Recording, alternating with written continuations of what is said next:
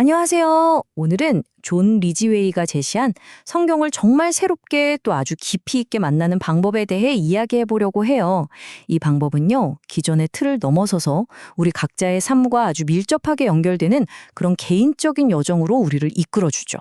혹시 성경을 딱 펼쳤을 때 그 깊고 방대한 이야기 앞에서 좀 막막하게 느껴보신 적 없으세요? 아마 많은 분들이 공감하실 텐데요. 바로 이 문제부터 한번 시작해 볼까요?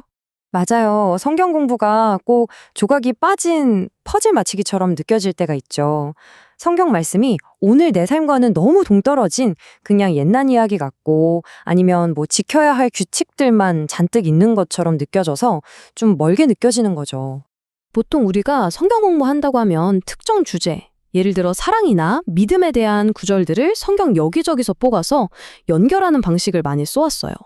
하지만 이런 방식이요, 가끔은 그 말씀이 담고 있는 원래의 이야기 흐름, 그 풍성한 맥락을 놓치게 만들 수도 있다는 거죠. 그런데 이런 고민에 대한 해답이 정말 의외의 장소에서 시작됐습니다. 때는 1977년 인도의 벵갈루루인데요. 여기서 한 선교팀이 기존 방식으로는 안 되겠다는 걸 아주 절실하게 깨닫게 됩니다. 존 리지웨이가 이끌던 팀이요, 처음에는 그리스도인의 생활 연구 같이 아주 체계적이고 효과 좋다고 소문난 그런 서구식 교재들을 사용했어요. 뭐랄까, 논리적이고 딱딱 정리된 그런 자료들이었죠. 그런데 바로 여기서 첫 번째 변화가 시작돼요. 바로 표지를 뜯어내는 아주 단순하지만 굉장히 상징적인 행동이었죠. 화려한 서구식 디자인을 걷어내고 내용 그 자체에만 집중하기로 한 거예요. 이게 그냥 겉모습만 바꾼 게 아니라 성경의 진짜 본질에 한 걸음 더 다가가려는 그런 시도였던 겁니다. 그리고 정말 중요한 변화가 여기서 일어났어요. 인도의 현지 팀원들이 이런 얘기를 한 거죠. 성경을 이렇게 조각조각 분석하는 것보다 하나의 거대한 이야기, 그러니까 그냥 통으로 된 전체 이야기를 경험하고 싶다고요. 부분적인 진리가 아니라 그 이야기 전체에 담긴 하나님의 마음을 느끼고 싶었던 겁니다. 바로 이 지점에서 엄청난 패러다임의 전환이 일어납니다. 성경을 단순히 학문적으로 연구해야 할 텍스트가 아니라 그들 자신의 삶과 문화라는 생생한 렌즈를 통해서 읽기 시작한 거예요. 성경이 책상 위에서 우리 삶의 현장으로 확 내려온 바로 그 순간이었던 거죠. 이 새로운 방법이요, 절대 그냥 책상에 앉아서 이론적으로 나온 게 아니었어요. 팀원들이 매일매일 부딪혔던 그 치열한 삶의 문제들, 진짜 현실적인 고민 속에서 만들어진 겁니다. 이게 그냥 신학적인 논쟁 이런 게 아니었어요.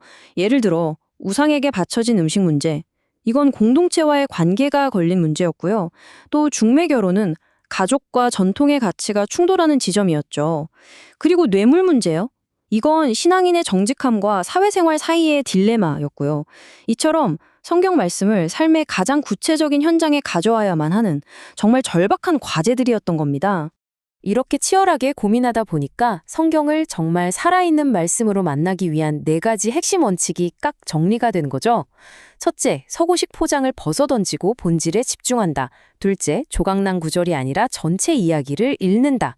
셋째, 내 삶의 맥락에 적용한다. 그리고 마지막으로 혼자가 아니라 공동체 안에서 함께 탐구하면서 답을 찾아간다. 이거죠. 자, 그렇다면 이 방법이 실제로는 어떻게 작동할까요? 고린도전서의 사례를 보면 이게 얼마나 강력한지 바로 알 수 있습니다. 정말 놀랍게도 당시 고린도 교회가 겪었던 문제들이 인도팀이 마주했던 현실과 너무나도 닮아 있었거든요. 성경은 그냥 추상적인 교리책이 아니에요. 지금 보시는 이 지도처럼 특정한 시간과 공간을 살았던 진짜 사람들의 이야기입니다. 특히 고린도라는 도시는요, 항구 도시라서 다양한 문화와 가치관이 막 부딪히는 아주 복잡한 곳이었어요. 바로 이 지점에서 인도팀이 이거 우리 이야기인데? 하고 느꼈던 거죠. 고린도전서의 핵심 딜레마, 바로 우상에게 바친 음식을 먹어도 되나? 이 질문이 인도팀에게도 똑같이 현실적인 문제였던 거예요. 이게 그냥 먹는다, 안 먹는다, X로 답할 수 있는 게 아니잖아요. 신앙의 본질, 공동체 안에서의 사랑, 또 문화에 대한 이해까지 이 모든 게 복잡하게 얽혀있는 문제였으니까요. 그래서 바울은 이게 정답이다, 이렇게 말하는 대신에 공동체 안에 있는 4가지 다른 양심의 유형을 보여줍니다.